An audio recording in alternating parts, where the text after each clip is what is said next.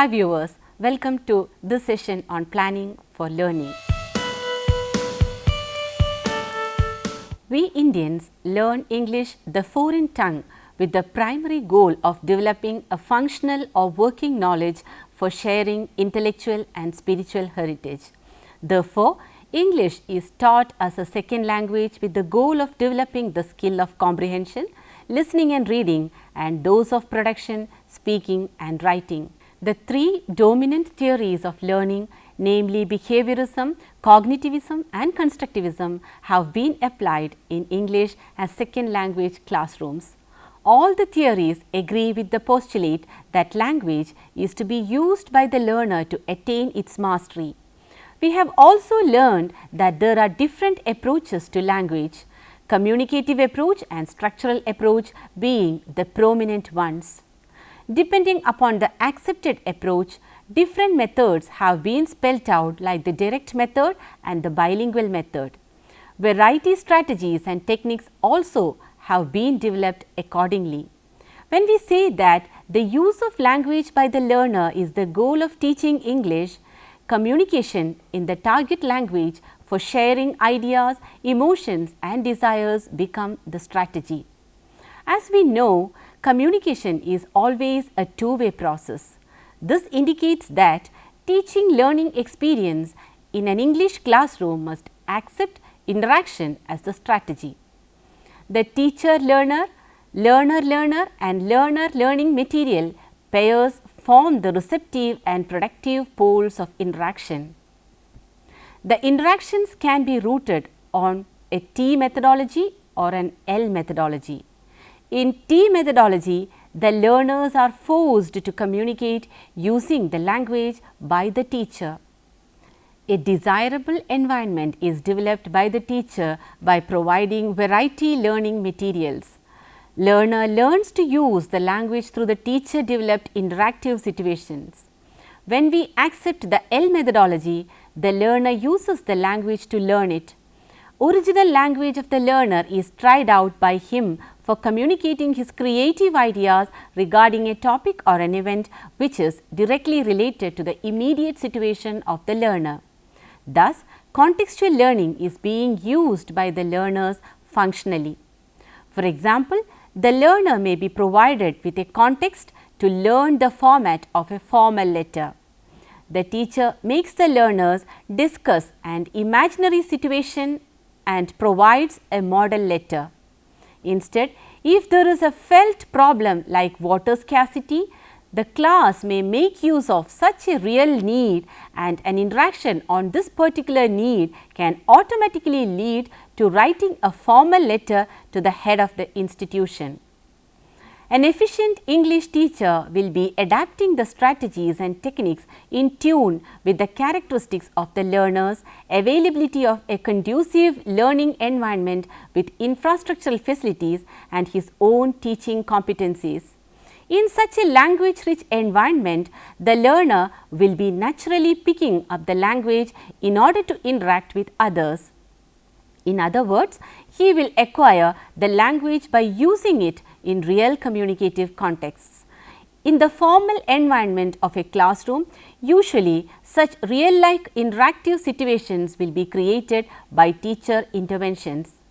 From this brief review on English language acquisition and the related factors, it is clear that the teacher's vision as a skilled technician in identifying and formulating appropriate techniques, as a psychologist in understanding learner characteristics, and as an artist in designing live contexts is crucial in the success or otherwise of the interactive sessions.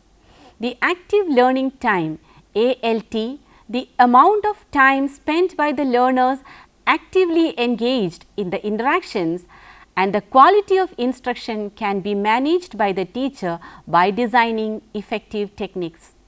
While selecting techniques for different teaching styles, the teacher brings in some sort of in-depth psychological level of analysis. Thus, the teacher has to systematize the procedure through quality control. The diversity and flexibility of learner factors are to be accounted for. Through scientific planning, the vision of the teacher can be translated into reality. The objectives, accepted methods, available resources and techniques of assessment serve as the anchor points in planning the design. To ensure successful results, planning must be based on certain general principles. Principles of planning. The principles of value, appropriateness, variety and involvement form the basis of pre-planning. Relevant and meaningful situational strategies must be developed and at the planning stage itself. The practicality of the selected strategies must be foreseen. Then only pre-planning will help and direct classroom interactive processes. Thus, the first principle of planning is that of value and practicality. Since the characteristics related to the learners and the learning environment are the base for formulating the objectives, learning experiences and evaluation techniques, the principle of appropriateness is to be followed. As the third principle, to avoid the boredom of repetition and to meet individual differences, learning resources and experience must have variety. Making use of quite similar and familiar strategies will not be motivating or interesting and therefore will be of less value. Involvement of learner participation is the fourth principle in planning. Since the learners have to communicate using the target language, the strategy should ensure active learner involvement.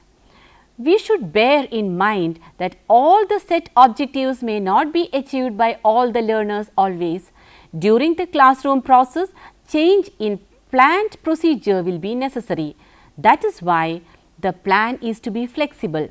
The principle of flexibility states that the teacher has the freedom to apply any number of variety techniques.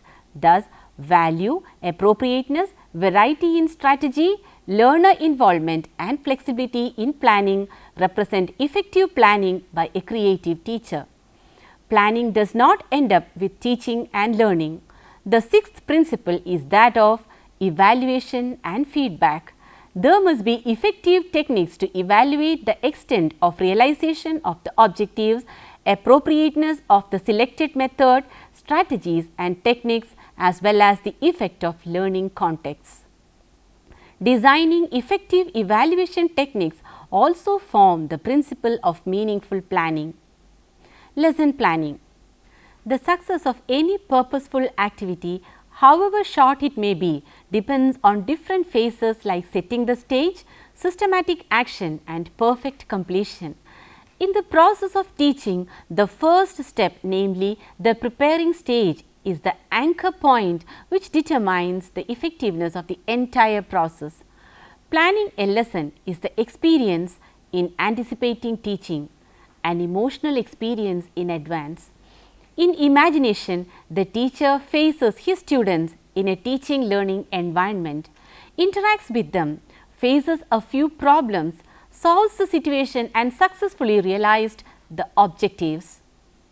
This mental rehearsal provides the classroom teacher with confidence, sense of direction, ways to confront reality. Every teacher must be prepared, as there is nothing as fatal to a teacher's progress as unpreparedness. Both the well experienced and the beginner teacher should pre-plan the lesson. Defining lesson plan. A lesson plan, the plan of action, is a comprehensive chart, a flexible, systematic approach for teaching. This blueprint of teaching learning process functions as a guide map for action.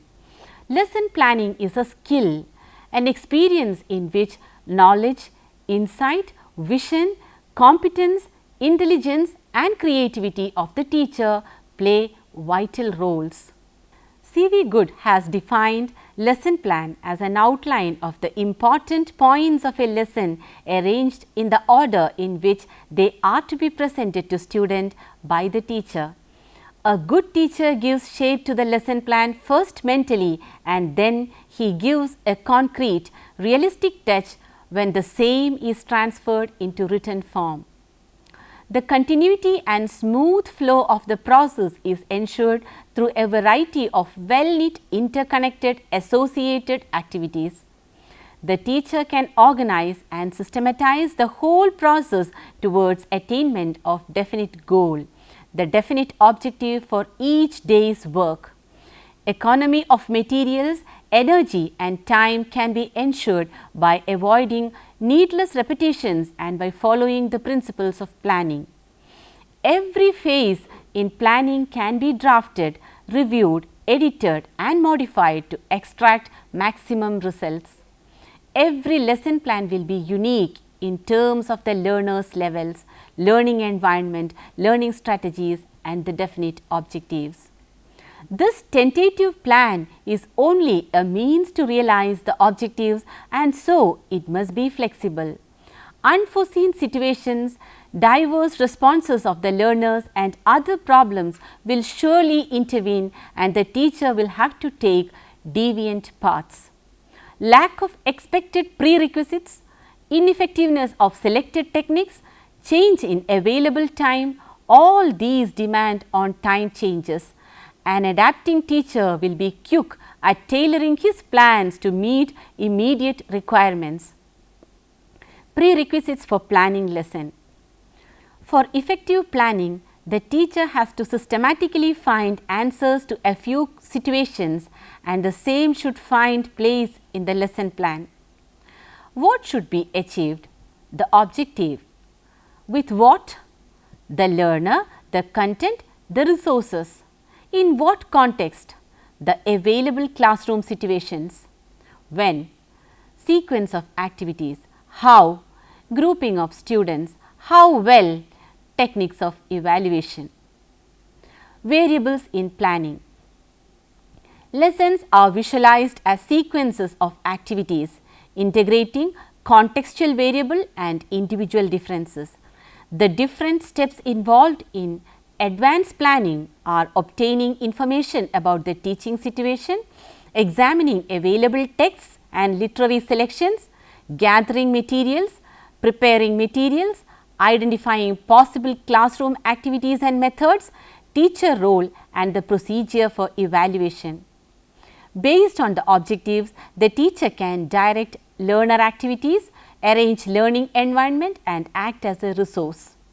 The role of the learner and the teacher will be specified in the lesson plan. The aforesaid variables in turn are dependent upon the general theory of teaching and learning English. In the perspective of the behaviorist, the teacher develops context through which the learner learns to use the language. Expected specific behavioral changes happen through teacher controlled situations. At the pre-planning phase, a teacher has to find answers to the three fundamental questions involved in the process of learning-centered teaching. They are, where am I going? Or where should my student reach? How could I get there? Or how can I make my students reach there? How will I know when I have arrived? Or how can I make my student know when he has reached the destination? Here, destination correspond to the learning objectives, the how in the second question correspond to the teaching learning process or experiences, and the third question corresponds to the evaluation procedure. These questions make classroom learning systematic and objective based. We can identify certain definite steps in the process of planning. They are: step 1, specify the objectives. It will facilitate selection of learning activities and evaluation of learning activities. Step 2, pre-access learners. Through diagnosis, the chances of realization of the specific objectives could be assessed and changes can be incorporated. Step 3, selection of appropriate learning processes or situations. Step 4, evaluation techniques. Both the process and product of the learning activities can be evaluated to see whether the specific objectives have been realized. In India, at secondary school level, The national level curriculum for different subjects have been developed by National Council for Educational Research and Training NCERT, and at state level the State Council for Educational Research and Training SCERT make adaptations based on contextual variables, especially in relation to learning a foreign language. Curriculum guides, teachers' handbooks or source books are developed along with the textbooks to ensure uniformity in the framework of curricular process, content organization and planning. The paradigm shift for a teaching methodology to a learning methodology implies that language classrooms are learning centered, a skill oriented approach with the use of a wide variety of materials and tools that extend beyond the limitation of a prescribed textbook, and continued assessment of objectives, content, learning tasks and evaluation. Essentials in lesson planning. In a constructivist pedagogy, the teacher guides the learner in using the language to acquire it, especially through activities. The two theories differ in the extent of learner involvement and the role of the teacher. Instructional objectives. The objectives must be in terms of people's experience, in simple specific terms with the learning situation, in realistic terms covering cognitive, affective and psychomotor domains, socially acceptable, be developmental in purpose. Performance objectives. Performance which describes what the learner will be able to do, the conditions under which the learner will perform, the standard which specifies how well the learner is to perform, ability to participate in short conversations and express basic courtesy, ability to handle communicative situations for survival in the target culture. Learning objectives. The learning objectives are stated in terms of what learners should know and be able to do with the language. The objectives are measurable and describe what the learners will be able to do with the target language. The performance in the language will be indicative one's ability to manipulate the skills. Action verbs like compares, asks, constructs are used to indicate the abilities. The statements also carry the context in which these actions takes place. Content. The content of learning also will vary based on the objectives. The content in English as a second language can be language, spoken language, written language and kinesis. Para-language includes features such as tone of voice, choice of dialect, pronunciation, spelling, accepted vocabulary and correct grammar. Literature. It conveys the message of foreign culture. Pieces of literature are selected for listening and reading. Communication. Texts that provide opportunities for meaningful interaction are included. Culture. Learners are to be made familiar with the work of art, architecture, value system and social culture of the native speakers of the target language. Learning experience or teaching learning activity. Ensure active participation of the students. Analyze the content material and organize it into small steps. Use prerequisites and common examples to ensure assimilation.